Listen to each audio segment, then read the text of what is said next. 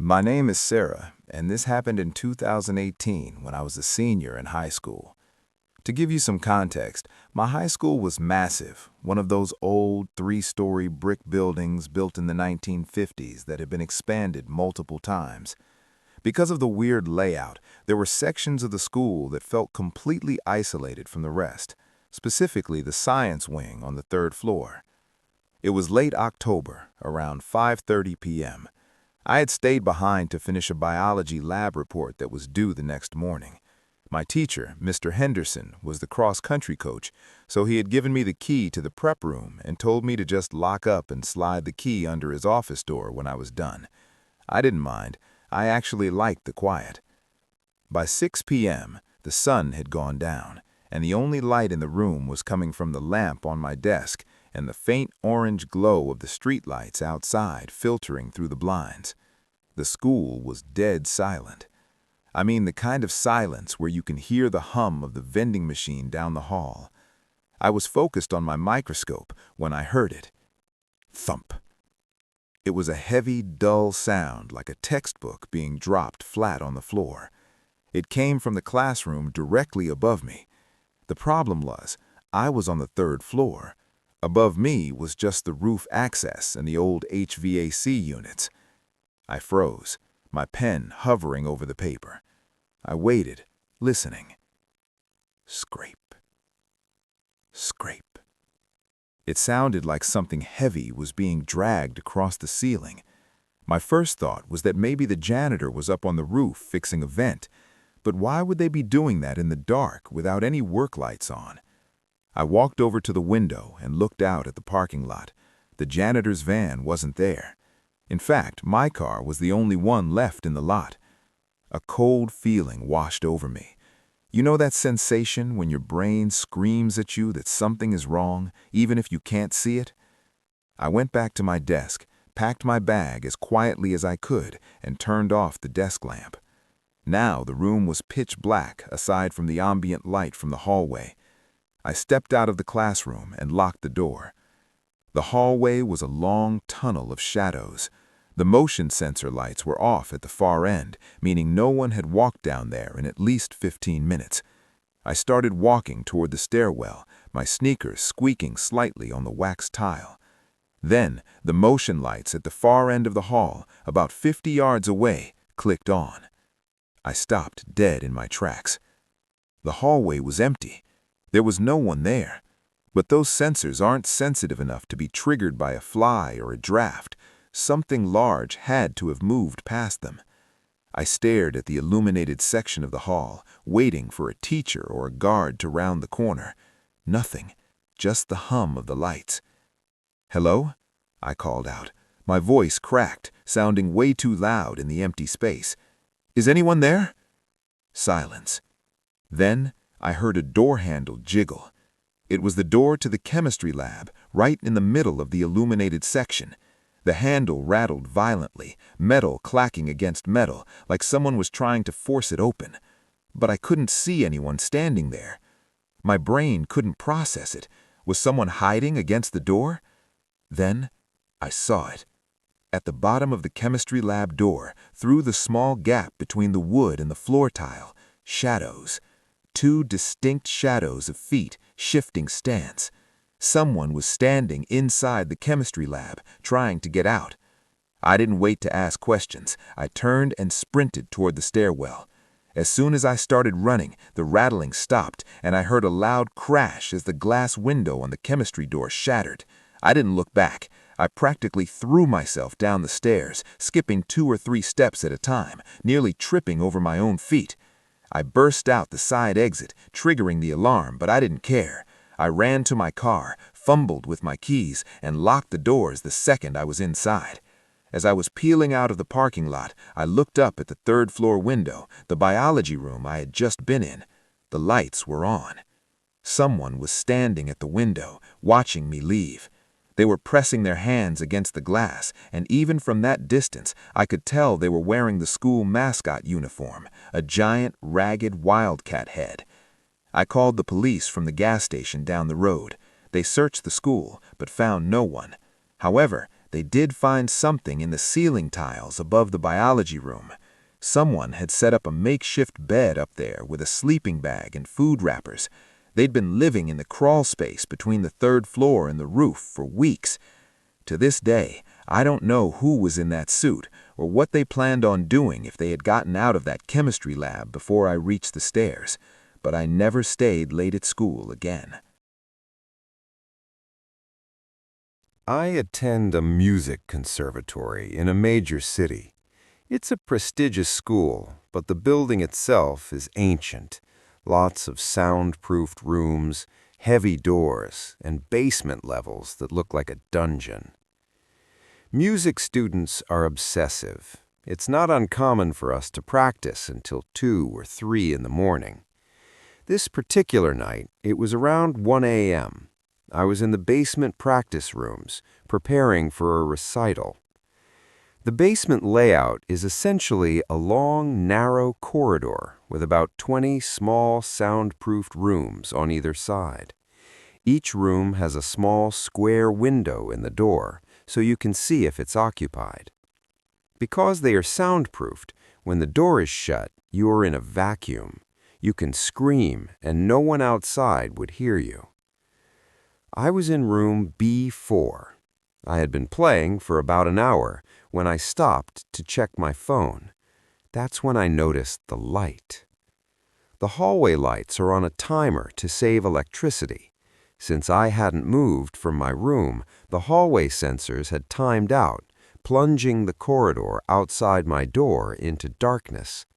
The only light came from the small square window of my door, casting a beam onto the hallway floor. I was tuning my violin when a face appeared in the window. It wasn't a quick glance. A pale, gaunt face with dark circles under the eyes, pressed directly against the glass, staring in at me. I jumped, nearly dropping my bow. My heart hammered against my ribs. I assumed it was another student wanting the room, but the expression was wrong. He wasn't looking at me with annoyance or impatience. He was smiling, a wide, unblinking smile that showed too many teeth. I stared back, paralyzed. After about 5 seconds, he didn't move. He didn't knock. He just stared. I shouted, "Occupied," though I knew the soundproofing would muffle it. The man didn't flinch. Slowly, he raised a hand and tapped on the glass. Tap, tap, tap. It was a rhythmic, deliberate tap. Then he reached for the handle. I had locked the door, I always do out of habit, but seeing the handle turn slowly downwards sent a jolt of adrenaline through me. The lock held. The man's smile faded instantly. His face went blank, almost robotic. He stepped back into the darkness of the hallway and vanished. I sat there frozen. I couldn't leave. To leave, I'd have to open the door and step into that dark hallway where he was waiting, but staying felt like being a sitting duck. I grabbed my phone to text the campus security group chat, but looking at my screen, I had no signal. The basement walls were too thick. I needed to make a run for the elevator, which was at the far end of the hall. I pressed my ear against the door, trying to hear footsteps. Nothing. The soundproofing worked both ways. I waited 10 minutes, then 20. My anxiety was spiraling. What if he was waiting right beside the door? Finally, I built up the courage. I grabbed my violin case. It was hard and heavy, the only weapon I had. I gripped the handle, turned the lock, and threw the door open, ready to swing. The hallway was empty. I sprinted. I didn't look left or right. I ran toward the elevator, hitting the button frantically. The doors took forever to open. As I stood there, exposed, I heard a sound from the other end of the hall, back where I had come from. It was a violin. Someone was playing my piece, the exact concerto I had just been practicing. But it sounded wrong, distorted, scratchy, like someone who had watched me play but didn't know how to hold the bow was trying to mimic the motions. The sound was coming from room B4, my room. The elevator dinged. I jumped in and mashed the L button. As the doors were closing, I saw the door to room B4 open. The man stepped out, holding a violin bow in one hand. He looked right at me as the doors slid shut. I reported it to security, but the cameras in the basement were under maintenance that week. They never found the guy. But the scariest part, when security checked the room, they found my rosin and a spare set of strings missing. He hadn't just been watching me. He wanted to be me. Growing up in rural Minnesota, snow days were the best. But this happened on a day that wasn't technically a snow day. School was still in session, but a massive blizzard had hit around noon, and most parents had come to pick up their kids early. By 2 p.m., the school was practically abandoned.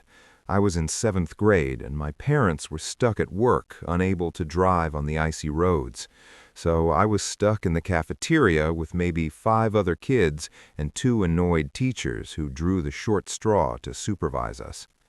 Eventually, the teachers got distracted talking to each other, and being bored 12-year-olds, my friend Tyler and I decided to explore. We wanted to go to the old gym. Our school had a new gymnasium, but the old gym was this creepy, cavernous room in the basement that was used for storage. We snuck out of the cafeteria and headed down the back stairwell. The deeper we went, the colder it got. The heating system barely reached the basement. When we got to the old gym, the double doors were chained shut. That was new. Usually they were just closed. Tyler, trying to show off, noticed that the chain was loose enough to squeeze through the gap if we pushed the doors apart. "I bet they're hiding the good dodgeballs in there," he whispered. We squeezed through. The gym was massive and dark. The only light came from the high rectangular windows at ground level, which were currently covered in snow, casting a weird bluish-gray light over everything. Old desks were piled up in mountains. Broken scoreboards leaned against the walls. It smelled like mildew and stale rubber. We were walking through the maze of old furniture when Tyler stopped. "Did you hear that?" I asked. "Shh." We stood still.